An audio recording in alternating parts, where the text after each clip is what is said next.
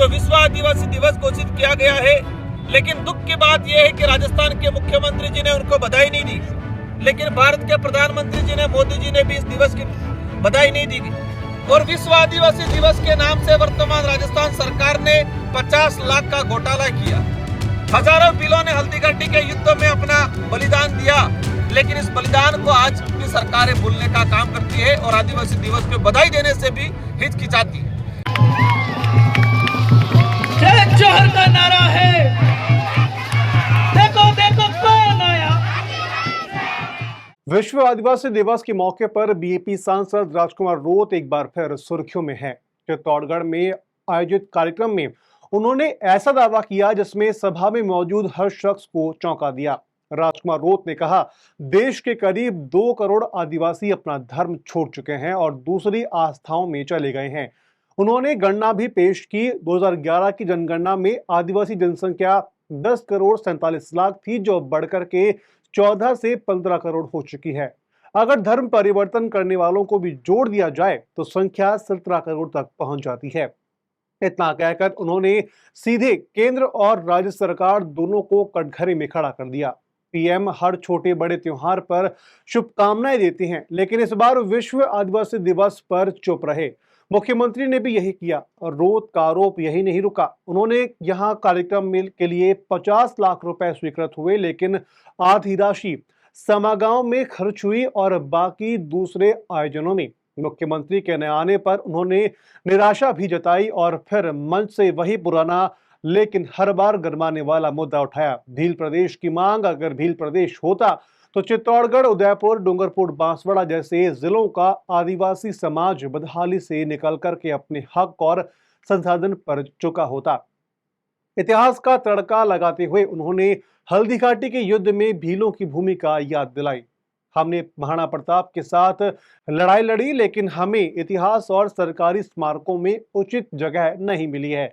सभा में मौजूद लोगों के लिए यह भाषण सिर्फ आंकड़े और आरोप नहीं थे, यह एक ऐसी आवाज थी जिसमें गुस्सा भी था, दर्द भी और सियासत का पुराना एजेंडा भी। आज विश्व आदिवासी दिवस को लेकर पूरे देश के अंदर, आदिवासियों के अंदर और आदिवासी समुदाय के साथ अन्य समुदाय जो मिलजुल के रह रहा, सबके अंदर उत्साह है। लेकिन बड़े दुख की बात यह है कि पूरे देश के अंदर आज 2011 की जनगणना के हिसाब से 10 करोड़ 47 लाख आदिवासी समुदाय इस देश के अंदर है। और आज की अगर बात करें तो 14 से 15 करोड़ आदिवासी समुदाय रिकॉर्ड लिए और ऐसे कई आदिवासी समुदाय हैं जो अन्य धर्म या अन्य कास्ट में कन्वर्ट हो गए हैं। तो देश के अंदर 15 से 17 करोड़ आदिवासी समुदाय का उनके संरक्षण को लेके जो विश्व आदिवासी दिवस घोषित किया गया है। लेकिन दुख की बात यह है कि राजस्थान के मुख्यमंत्री जी ने उनको बधाई नहीं दी। भारत देश के प्रधानमंत्री जी हर छोटे मोटे त्योहार पे, हर दिवस पे ट्वीट करते हैं, बधाई देते हैं, लेकिन भारत के प्रधानमंत्री जी ने, मोदी जी ने भी इस दिवस की बधाई नहीं दी। राजस्थान की सरकार ने विश्व आदिवासी दिवस मनाने के लिए 50 लाख का प्रावधान किया। 50 लाख का 25 लाख का राज्य स्तरीय कार्यक्रम हमारे सागवाड़ा में किया। जानकारी में आया मुख्यमंत्री जी स्वयं आ रहे हैं। बाद में पता चला मुख्यमंत्री जो ठीक है, लेकिन उनका कैबिनेट का एक व्यक्ति नहीं पहुंचा। और विश्व आदिवासी दिवस के नाम से वर्तमान राजस्थान सरकार ने 50 लाख का घोटाला किया। और आज ये चित्तौड़ धरती की बात करें, ये चित्तौड़ का किला है और ये चित्तौड़ का इतिहास, मेवाड़ का इतिहास, इस क्षेत्र का इतिहास पूरे देश के इतिहास में सबसे गौरवशाली इतिहास है। आज भारत देश का हर वो नेता अपने गौरव की बात करता है तो सबसे पहले चित्तौड़ का नाम आता है, महाराणा प्रताप का नाम आता है, राणा पूजा भील का नाम आता है। लेकिन चित्तौड़ में आज भील समुदाय जनसंख्या की दृष्टि से जो देखे, मेरी जानकारी में जो आया है कि जो जनसंख्या है चित्तौड़ जिले की, उसमें से 1 नंबर पे पॉपुलेशन भील समुदाय की है। लेकिन आप सभी जानते हैं कि भील समुदाय की हालत क्या है। ना पर उनको प्रशासनिक प्रतिनिधित्व मिला, न ही आपसे उनको राजनीतिक प्रतिनिधित्व मिला और हर तरफ से पिछड़ा हुआ है। आज की तारीख में चित्तौड़ में आज महाराणा प्रताप जो शिरोमणि के नाम से जाने जाते हैं, हम सबको गर्व है।